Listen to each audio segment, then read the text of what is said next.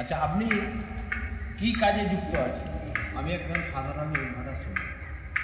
আচ্ছা, ইট ভাটায় আপনারা তো কাজ করছেন, মজুরি বেড়েছে? না, আগে যখন কাজ করতেন 2011 সালের আগে, তখন কি নিয়মিত মজুরি বাড়তো? তখন প্রতি বছর নিয়ম করে মজুরি বাড়ত। এখন না বাড়ার কারণটা কি? এখন বামফ্রন্ট সরকার চলে যাওয়ার পরে সেই সব মানুষজন আর ভাটায় আসছেই না, আন্দোলন আর দেখতেই পাচ্ছি না।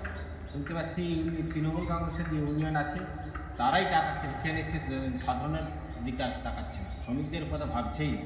শ্রমিকদের যে টাকা যেটা বর্ধিত দেওয়ার কথা ছিল সেটা দিন দিন বরং কমে যাচ্ছে। জিনিসপত্রের দাম বেড়েছে, অথচ আপনাদের মজুরি বাড়ছে না। এতে আপনাদের জীবন জীবিকার মান কমেছে না বেড়েছে? অনেক কমে গেছে। এখন যা যা জিনিসপত্রের দাম আমরা যা রোজগার করি সেটা প্রতিদিনে প্রায় খরচে চলে যাচ্ছে, সংসার চালানো খুব মুশকিল ব্যাপার হয়ে যাচ্ছে। এতে আপনারা কি মনে করছেন লাল ঝান্ডা দুর্বল হতে আপনাদের মজুরি বাড়ছে না?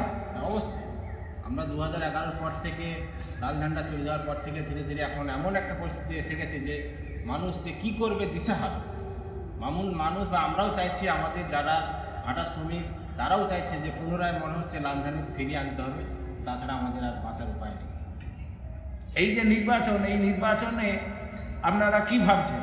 না, আমরা তো ভাবছি এই নির্বাচনে আশা করি বামফ্রন্ট ক্ষমতা না আসতে পারলেও অনেকটা এগিয়ে থাকবে। আমরা চাইছি আগামী দিন যাতে আসে সেই চেষ্টা আমরা করছি। ভাটার যারা শ্রমিক আমরাও চেষ্টা করছি, পরস্পর আলোচনা করছি যাতে বামফ্রন্ট সরকার ফিরে আসে, লাল ঝান্ডা ফিরে আসে।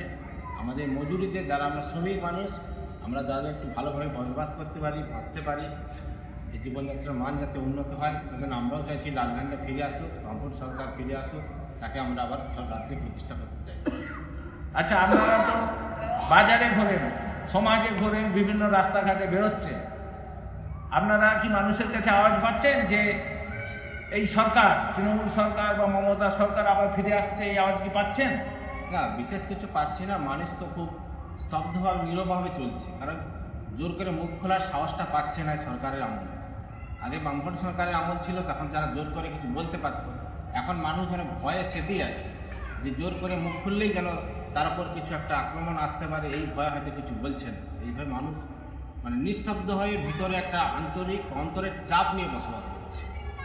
তারাও চাইছে যে লাল ঝান্ডা যদি আসে, যদি বামফ্রন্ট সরকার গড়ে, তারা একটু মুখ খুলে, মন খুলে হাসতে পারে, মুখ খুলে কিছু বলতে পারে, সেই আশায় তারাও আছে। একটু সুযোগ পেলেই যেন তারা একটু হাঁপ ছেড়ে বাঁচে, এমন একটা পরিস্থিতি। আচ্ছা, আপনি শ্রমিক, আপনার তো বহু শ্রমিক বন্ধু আছে, এই যে ফেসবুক ঘাটেন, মোবাইল ঘাটেন, তাতে আপনারা কার বক্তব্য বেশি শোনেন? লাল ঝান্ডা না তৃণমূল বিজেপি, এদের বক্তব্য বেশি শোনেন? এখন আমরা যে সমস্ত টিভিতে খবর শুনি সেখানে কিন্তু লাল ঝান্ডার বক্তব্য খুব কম দেখা যায়, কিন্তু সোশ্যাল মিডিয়া যে আছে, আমরা যে হোয়াটসঅ্যাপ গ্রুপ বলুন বা ফেসবুক গ্রুপ বলুন, ইনস্টাগ্রাম দেখি, সেদিকটাতে দেখছি সোশ্যাল মিডিয়া বিশেষ করে লাল ঝান্ডাদের ঝড় বইছে। সে থেকে আমরা অনেকটাই সমস্ত শ্রমিক, সাধারণ মানুষ, যারা খেটে খাওয়া মানুষ, যারা বামফ্রন্ট সরকারকে চায়, তারা যেন কোথাও থেকে একটা ভিতরে অন্তরে হাসছে যে হয়তো আসছে, সে সুদিনটা হয়তো আসছে, সেই আশায় সমস্ত মানুষ আছে।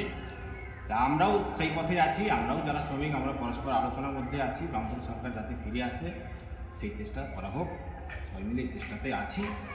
এবার কী হয় দেখা যাক। বন্ধুগণ, আপনারা শুনলেন একটা শ্রমিক, তিনি ইটভাটায় কাজ করেন, অন্যান্য সময় অন্যান্য স্তরে কাজ করেন। সেই শ্রমিক তার যে জীবন জীবিকা নিয়ে বাঁচার কথা এবং সমাজ জীবনে তার প্রতিক্রিয়া, সরকার সম্পর্কে প্রতিক্রিয়া এবং আসন্ন নির্বাচনে তার প্রতিক্রিয়া জানাবেন। ধন্যবাদ সবাই।